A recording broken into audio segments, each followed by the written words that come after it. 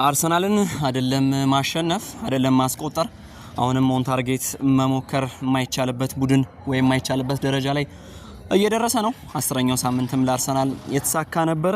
በተርፍ ሙር ጨዋታ ያደረገው አርሰናል 2-0 አሸንፎ ወጥቷል። ማንቸስተር ዩናይትድ በመጨረሻም ወደ አሸናፊነት መምጣት የሚችልበት እድል ሳይጠቀም ቀርቶ ከሲቲ ግራውንድ ላይ 1 ነጥብ ብቻ ይዞ ወጥቷል። ሰላም ክቡራን እንዴት አምሽታችኋል? ቤስት ስፖርትን እየተከታተላችሁ ትገኛላችሁ። ስለምትከታተሉን ደግሞ ከልብ እናመሰግናለን። የእንግሊዝ ፕሪሚየር ሊግ 10ኛ ሳምንት ጨዋታዎች ዛሬ አመሻሹን ጀምረው ነበር። አርሰናል እንደተለመደው ድል ሲቀናው፣ ሌላኛው የለንደን ቡድን ፉላም ዛሬ ማሸነፍ የቻለበት አጋጣሚ ተፈጥሯል። አርሰናልን ማቆም ግን አሁን ላይ በእግር ኳስ የሚቻል ስለመሆኑ አጠራጣሪው ደረጃ ላይ ደርሷል። አርሰናል በሜዳውም ከሜዳው ውጭም ከማሸነፍ ወደ ኋላ የሚያደርገው አንዳችም እግር ኳሳዊ ኃይል ጠፍቷል። ወደ ተርፍ ሙር ያቀናው አርሰናል 2-0 ሲያሸንፍ ቪክቶር ዮኬሬሽ በእንግሊዝ ፕሪሚየር ሊግ 3ኛ ሳምንት ላይ ጎል ካስቆጠረ በኋላ ባለፉት 7 ሳምንታት ርቆ 10ኛው ሳምንት ላይ ጎል ማስቆጠር ችሏል።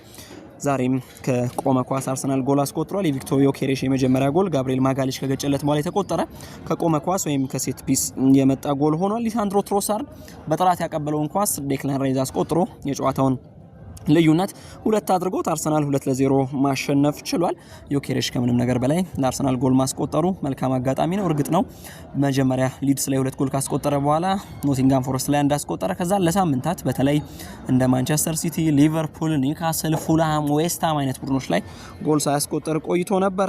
ዛሬ ግን ያን ነገር አስተካክሎ ከጎል ጋር ዳግም ታርቆ አርሰናል ባለድል ሲሆን አንደኛው ጎል የሱ ሆኖ 50% የማሸነፍ ምክንያቱ እርሱ ሆኖ ተጠናቋል። ለስዊድናዊው ጥሩ ነው ብሎ መናገር ይቻላል። ሀሜት በዝቶበት ነበር በመሃል። እርግጥ ነው በአውሮፓ ቻምፒየንስ ሊግ አትሌቲኮ ማድሪድ ላይ ጎል አስቆጥሮ ነበረ። ግን የአርሰናል ደጋፊ ከቪክቶር ዮኬሬሽ አትሌቲኮ ማድሪድና አውሮፓ ቻምፒየንስ ሊግ ላይ ብቻ ሳይሆን በተለየ መልኩ ፕሪሚየር ሊግ ላይ ጎል ሲቆጠር ማየት ይፈልጋሉና ይሄን ምሽት በብዙ እንደሚያጣጥሙት መናገር ይቻላል። እንግዲህ በጨዋታው ላይ የ54% የኳስ ብልጫ ነበረው። የመጀመሪያው አጋማሽ የአርሰናል እንቅስቃሴ የጎሉን ከፍታ ከዚህም በላይ ሊያርቀው እንደሚችል 4 እና 5 ጎሎች ላይ ሊደርስ እንደሚችል መናገር ይቻላል ነበር። ቪክቶር ዮኬሬሽ እረፍት ላይ ነው እንግዲህ ተቀይሮ የወጣው በሚካኤል ሜሪኖ። ምናልባት የቪክቶር ዮኬሬሽ ለውጥን ከጉዳት ጋር ወይ መሰል ጉዳይ ጋር የተያያዘ ከሆነ በቀጣይ እንሰማዋለን። ፔሮ ሂንካፔ ለመጀመሪያ ጊዜ በአርሰናል መለያ በፕሪሚየር ሊጉ ተጫውቷል። እርግጥ ነው በሳምንቱ አጋማሽ በካራቦዋ ካፕ ላይ ተሰልፎ ተጫውቷል። ይሄ የቀድሞ የባየር ሌቨርኩሰን በውሰት የመጣው ተጫዋች ሂንካፔ ዛሬ ግን ካላፊዮሪን ቀይሮ ገብቶ መጫወት ችሏል። ዋኒየሪ ኤዜን፣ ኖርጋርድ ዙቢሜንዲን፣ ሉዊስ ስኬሊ፣ ትሮሳርድን ቀይረው ገብተው ተጫውተዋል። በአርሰናል በኩል እንግዲህ ለአዳዲስ ተጫዋቾች እድል ተሰጥቷል። ለነባሮቹም በተመሳሳይ የማርቲን ኦዴጋርድ ቦታን እየሸፈነ ያለው ኤብሪቼ ኤዜ ዛሬም በጥራት ጨዋታውን ሲያደርግ ቆይቷል። 72ኛው ደቂቃ ድረስ ለአርሰናል የበዛ አገልግሎት ሰጥቷል። እንደ ብሩናን ላርሰን፣ እንደ ሃኒባል መጂብሪ፣ ብሮሃ፣ ማርከስ ኤድዋርድ አይነት ተጫዋቾች በበርንሌይ በኩል ተቀይረው ቢገቡም ለበርንሌይ ግን ጎልን ማምጣት የቻሉ ተጫዋቾች አይደሉም። በእርግጥ ማርከስ ኤድዋርድስ በመጨረሻው ደቂቃ ላይ ያገኘውን የቅጣት ምት ኳስ የግቡ ቋሚ ገጭቶበት ኳሱ ወጥቷል። አስደናቂ ቅጣት ምት ነበር። ዛሬም ዴቪድ ራያና የአርሰናል የተከላካይ ክፍል ኢላማውን የጠበቀ ኳስ ሳይሞከርበት ሲወጣ ከምክንያቶቹ መካከል አንደኛው የሚሆነው የተከላካይ ክፍሉ አደረጃጀቱ ቡድኑ ተጠግቶ መከላከሉ፣ ወደ ተቃራኒ ቡድን በብዙ ተጠግቶ ምናልባት ደግሞ እስከ 55 ያርድ ድረስ ተጠግቶ መከላከሉን ዛሬ ማይተናል። በበርንሌይ ጨዋታ ላይ ደግሞ ፍጹም የተሻለው ቡድን ነበር። 6 የማዕዘን ምት አግኝቷል። ከ6ቱ አንዱን በቀጥታ ማስቆጠር ችሏል። 12 ጊዜ ሹት አድርጓል። ብሎክ 1 ጊዜ ተደርጎበታል።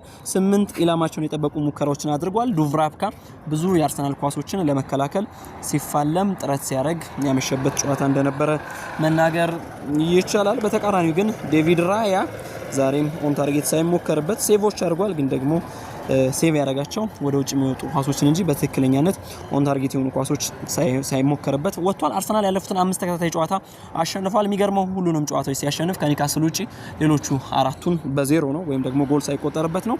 በቅርብ ሳምንታት ደግሞ አርሰናል ጎል ማይቆጠርበት ቡድን ብቻ ሳይሆን ቀጥታ ኦን ታርጌት ወይም ደግሞ ኢላማውን የጠበቀ ኳስ ማይሞከርበትም ጭምር ሆኗል። 5 ተከታታይ ጨዋታ አሸንፎ በጠቅላላ የነጥብ ብዛቱን ደግሞ 25 አድርሷል። እንግዲህ ቦርንማውዝ ጨዋታውን አድርጎ አሸንፎ የነጥብ ልዩነቱን ማጥበብ እስካልቻለ ድረስ አርሰናል ከተከታዩ ቦርንማውዝ በ7 ነጥብ ይርቃል። የሚገርመው በስካሁኑ የ10 ጨዋታ 3 ጎል ብቻ ነው የተቆጠረበት፣ 0.3 ማለት ነው በጨዋታ። ይሄ በጣም አስደናቂ አቅሙን ያሳያል። እንግዲህ አርሰናል በዚህ ርቀት ሊጉን መምራት የሚችልበት እድል አግኝቷል። በርንሌይ ከሁለት ተከታታይ ድል በኋላ ዛሬ ተሸንፎ ደረጃው 17ኛ ላይ እንዲቀመጥ ተገዷል። ኖቲንጋም ፎረስት አቻ መውጣቱ ደግሞ ለበርንሌይ መልካም አጋጣሚ አይሆንም። በርንሌይ እንዳይወርድ እንግዲህ ስኮት ፓርከር ምን ሊያደርጉ ይችላሉ? በቀጣይ ከሚጠበቁ ጉዳዮች መካከል አንደኛውና ዋነኛው ነው። በሲቲ ግራውንድ ከኖቲንጋም ፎረስት ጋር የተጫወተው ማንቸስተር ዩናይትድ ጅምሩ መልካም ይመስል ነበር፣ የሚያሸነፍ ይመስል ነበር። 59% የኳስ ቁጥጥር የነበረው ቡድኑ በመጨረሻ ሁለት እኩል ወጥቶ አንድ ነጥብ ተጋርቶ ተመልሷል። ከፉልሃም ጋር ሁለተኛው ሳምንት ላይ ቡድኑ አንድ አቻ ከወጣ በኋላ የአቻ ውጤት አልነበረውም። ዛሬ 10ኛው ሳምንት ላይ ሁለት እኩል ወጥቷል። ካዘሚሮ ለማንቸስተር ዩናይትድ ቀራሚ የምታደርገውን ኳስ አስቆጥሮ ነበር። የብሩኖ ፈርናንዴዝን የማዕዘን ምት ነበር ቀጥታ ያስቆጠረው። ከዛ በኋላ ከረፍት መልስ በተከታታይ ሞርጋን ጊብስ ዋይት እና ኒኮሎ ሻቮና ያስቆጠሯቸው ኳሶች ኖቲንጋም ፎረስት 2-1 እንዲመራና እስከ 80ኛው ደቂቃ እየመራ እንዲቆይ አድርገውታል። 81ኛው ደቂቃ ላይ አማድ ዲያሎ በቮሊ ወይም ደግሞ ከማዕዘን ምት በኋላ በሪባውንድ የመጣውን ኳስ አስቆጥሮ ጨዋታው 2-2 ተጠናቋል። ማንቸስተር ዩናይትድ ከዛ በኋላ ጎል ማስቆጠር የሚችል ይመስል ነበረ፣ ግን ሳያስቆጥር ወጥቷል። እንደ አዎኒና ሳንጋር አይነት ተጫዋቾች ተቀይረው ገብቷል። እንደ ማዝራዊ አይነት ተጫዋችን በማንቸስተር ዩናይትድ በኩል ተቀይሮ ገብቷል። ዛሬ ሜሰን ማውንት ስለምን አልገባም የበርካታ የማንቸስተር ዩናይትድ ደጋፊዎች ጥያቄ ቢሆንም የኋላ ሳይገባ ጨዋታው ባቻ ውጤት ተጠናቋል። ማንቸስተር ዩናይትድም አንድ ነጥብ ለመውሰድ ተገዷል። 59% የኳስ ብልጫ ነበረው ማንቸስተር ዩናይትድ 5 ጊዜ የማዕዘን ምት አግኝቷል። የማዕዘን ምት በማግኘት ግን ኖቲንጋም ፎረስት የተሻለው ቡድን ነበረ። ቶታል ሹቶቻቸው ግን ማንቸስተር ዩናይትድ 18-17 አንድ ብልጫ ነበረው። ያም ቢሆን ግን ሶስቷን ነጥብ ማሳካት አይችልም። ማንቸስተር ዩናይትድ ተከታታይ እያሸነፈ መምጣቱ ዛሬ የበለጠ የተሻለ የጨዋታ ከፍታ ላይ እንደሚገኝ ሊያሸንፍ እንደሚችል በሲቲ ግራውንድ ላይ አቀርቅሮ ከመውጣት ይልቅ አሸንፎ ሊወጣ እንደሚችል ማሳያ እድሎች ነበሩ። 514 ቶታል ፓሶችን አድርጓል በዛሬው ጨዋታ። 434ቱ ደግሞ የተሳኩ የኳስ ቅብብሎች ነበሩ። ያም ቢሆን ግን ማንቸስተር ዩናይትድ የመጨረሻውን ውጤት አስጠብቆ 3 ነጥብ ይዞ መውጣት አልቻለም።